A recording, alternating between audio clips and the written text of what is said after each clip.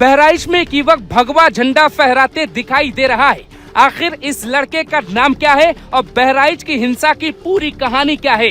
क्या इसी वीडियो के पीछे छिपी है बहराइच हिंसा की पूरी कहानी? ये घर किसका है जिस पर ये भगवा झंडा लहरा रहा है? तस्वीरों में दिख रहे यही दोनों वो घर हैं जहां से शुरू हुआ बहराइच का पूरा प्रकरण। बहराइच में दुर्गा प्रतिमा विसर्जन के दौरान रविवार को हुए बवाल और आगजनी में जिस युवक की मौत हुई उसका नाम राम गोपाल मिश्रा है। दावा किया जा रहा है कि उम्र मात्र 22 साल है।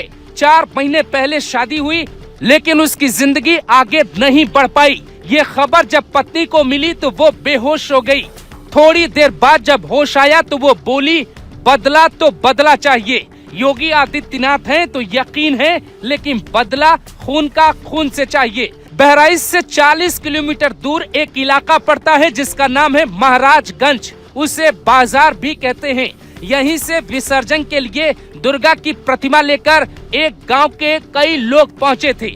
दावा किया जाता है कि राम गोपाल की मौत के पहले का एक वीडियो किसी ने फोन में रिकॉर्ड किया है। इसमें वो दूसरे समुदाय के घर की छत पे खड़ा होकर भगवा झंडा लहराता है और साथ में जय श्री राम के उद्घोष के साथ भीड़ की तरफ इशारा करता है। लेकिन इस भगवा झंडा के फहराने के पहले 20 मिनट में भी कुछ ऐसा हुआ था जिसके बाद राम गोपाल मिश्रा दूसरे धर्म के छत पे चढ़ जाता है। उसके बाद सबसे बड़ा सवाल ये है कि जब वो वहाँ पे चढ़ा तो क्या वहाँ कोई और नहीं था, और जब वो वहाँ से बाहर निकला तो भीड़ उसे वापस उसी घर में कैसे लेकर चली गई जहाँ पे उसके साथ बहुत बुरा किया गया। प्रत्यक्षदर्शियों का दावा है कि झंडा फहराने की तस्वीरें तकरीबन 6:15 की हैं और उसके ठीक 25 मिनट बाद राम गोपाल को गोली मार दी गई। जिस घर पे उसने झंडा लहराया वहाँ के लोग उसे अंदर खींचकर ले गए, उसे पीटा और उसके साथ बहुत गलत किया। राम गोपाल मिश्रा के पिता का नाम कैलाश चंद्र मिश्रा है। परिवार महसी तहसील से 5 किलोमीटर दूर रेहुआ मंसूर गांव में रहता है। पिता किसान हैं। 4 महीने पहले ही राम गोपाल की शादी हुई, लेकिन आज उनकी पत्नी रोली का रो रो के बुरा हाल है और वो योगी आदित्यनाथ से न्याय की उम्मीद कर रही है। बहराइच में राम गोपाल धार्मिक कामकाज में हिस्सा लेता था। वो हिंदू संगठन के कार्यक्रमों में भी जाता था, लेकिन सीधे तौर पे किसी संगठन से उसका नाम नहीं जुड़ा था। यही कारण है कि जब वो यात्रा निकल रही थी और वहाँ डीजे बजाने को लेकर विरोध हुआ और दूसरे समुदाय ने डीजे को बंद करके शांति से मोहल्ला छोड़ देने का दावा किया तो राम गोपाल को ये बात पसंद नहीं आई।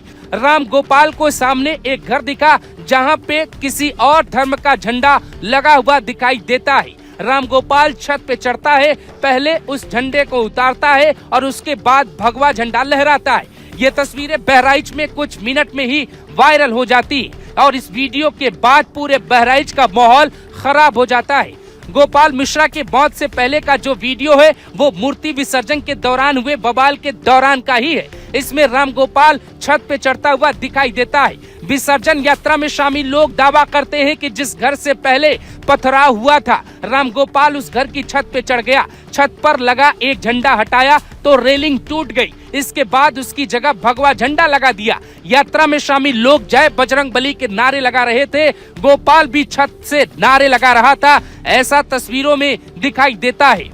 लेकिन अब सुनिए सबसे चौंका देने वाली बात, जिस घर में राम गोपाल ने झंडा लहराया उसी घर से फिर पथराव होने लगा, यानी कि दूसरी बार।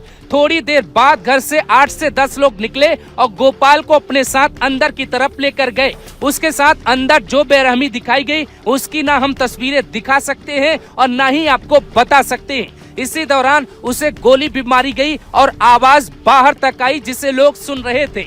2 लोग बचाने के लिए राम गोपाल को उस घर में घुसते हैं जिन पर हमला कर दिया जाता है और वो दोनों लोग घायल हो जाते हैं। जिस घर पे राम गोपाल चढ़ा हुआ दिखाई देता है ये राजन का घर है और राजन पे भी हमला होता है। राजन के भाई मीडिया में दावा करते हैं कि उन्होंने अपनी आंखों से देखा है, जो हुआ उसे बयान नहीं किया जा सकता है। अचानक बहराइच बांग्लादेश की तरह बन गया और वहाँ पे जो तस्वीरें आई उसने सबका दिमाग हिला दिया। तो सवाल उठता है कि आखिर ये घर किसका है और किसका नाम सामने आ रहा है।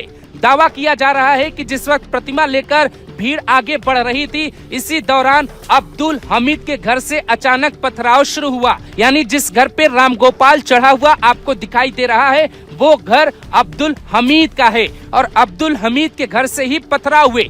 लेकिन सबसे बड़ा सवाल ये है कि जो योगी आदित्यनाथ कहते हैं कि हिंदू बटेगा तो कटेगा, वो नजारा आपको बहराइच में देखने को मिला।